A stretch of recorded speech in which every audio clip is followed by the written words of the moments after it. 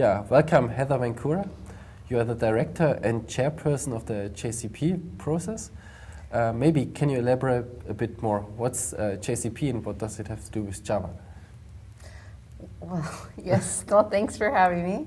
So the JCP is the Java Community Process Program, and obviously in the name it has quite a bit to do with Java. So it's the process by which Java specifications are standardized and ratified before they're implemented into any shipping Java products, Java platform. So basically anything in the JavaX namespace goes through that process to be a JSR and follows the similar life cycle that JSRs all go through, votes by the executive committee, feedback from the Java community, so that's really how it relates to Java. So basically it's the technology that developers use, so we want to get that real world developer feedback and contributions into the Java platform before it's finalized and released and available for developers to use in production. Okay. So when I want to contribute, there are different structures. Maybe you can elaborate on that a bit? When you want different structures? I mean, like, I can get a JCP member, and there are other kind of become a different JCP member. roles. Yes, so you can become a JCP member, so that's open and no cost. Essentially, there's 3 different types of membership. So there's a full member. So anybody who's a full member can propose a JSR. So that means that they're a spec lead, can nominate themselves to be on an expert group. That means they're an expert group member. Can vote in the annual executive committee elections to elect the executive committee, and obviously can nominate themselves to be an executive committee member as well. So that's a full member. Then we also have a partner member, so Java user groups can be members. We currently have over 65, close to 70 Java user groups who are members. They join as a partner member because they're more in partnership with the community, soliciting that feedback and input and contribution from their membership base.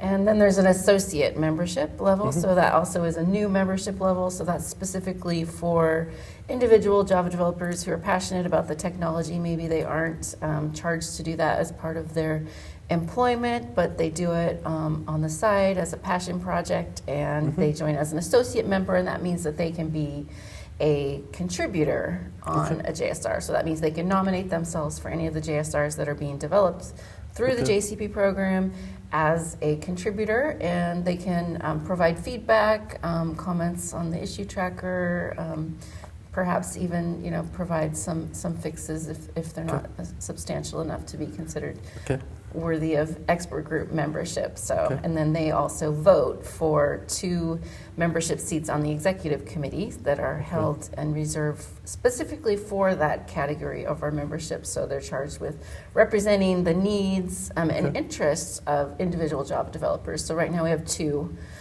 seats that are categorized for that, and everything ebbs and flows and changes in the JCP, so we evolve over time to meet the needs of the Java developer community. So we evolve the JCP program itself as we need to over time. So number of seats that can change. We used to have 2 executive committees, now we have 1. We may change the number of seats. We do that together with the executive committee. It's all decided together and ratified by the committee. So in the recent time, the release cycle of Java or JDK changed. Is it now tougher, and what has changed in the release cycle? Well, starting with the release of Java 9 in 2017, September, we introduced a new release cadence, a 6-month release cadence. So it used to be that you would have a major Java release every 3-4 years or so. So that's kind of the tradition.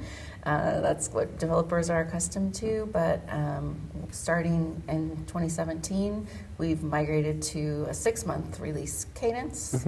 So that's obviously a big change and shift for the Java development community, and of course, some developers get really excited about that because it means that you get more new features faster, Yeah. right? More innovation faster into the platform. So rather than having to wait for the completion of a project in OpenJDK to be finalized and set up through a JSR, you get parts of those projects as they are ready to be implemented into the major platform release. So that gives more innovation. It also helps with the younger generation of developers, because now we're in a polyglot environment, right, where most developers aren't just using one technology like Java, they're using multiple technologies. And so that the expectation around a lot of those newer technologies is we have new releases every 3 months, 6 months. With JavaScript, you even have, you know, new frameworks coming out weekly, it seems, right? So there's that perception that more innovation faster, you know, makes it a more modern language. And of course,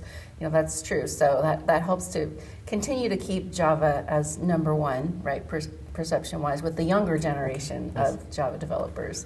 Since Java's been around now over 20 years, that's important to maintain that position. So that's good. And then on the other side, so that's one side. On the other side, you know, it's different in the ways that you need to migrate to newer versions of Java, right? So it's traditionally, you know, a long project to migrate in between versions of Java, and you have multiple new features, maybe 100 new features coming with each release. But now that you're doing platform releases every 6 months, you'll have less features in each release, whatever's ready. But if you look at the last 3 releases, since, you know, we have that 6-month release cadence, you're talking more like 10, 12, 15 or so new features and functionality being incorporated into the platform. So obviously it's a little bit less of a migration project to have 100 new features versus a handful of new features. So that's a different way to think about migrating between versions, more of that agile, continuous delivery type of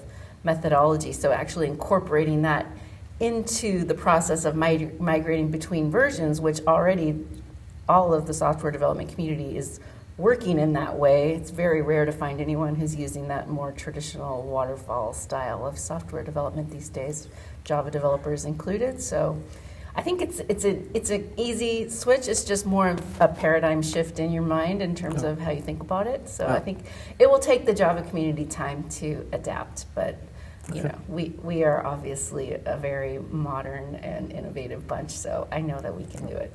So thank you very much for giving us these deep insights with a lot of different aspects on how the Java platform will evolve into the future. And thank you very much for the interview. All right, thanks for having me.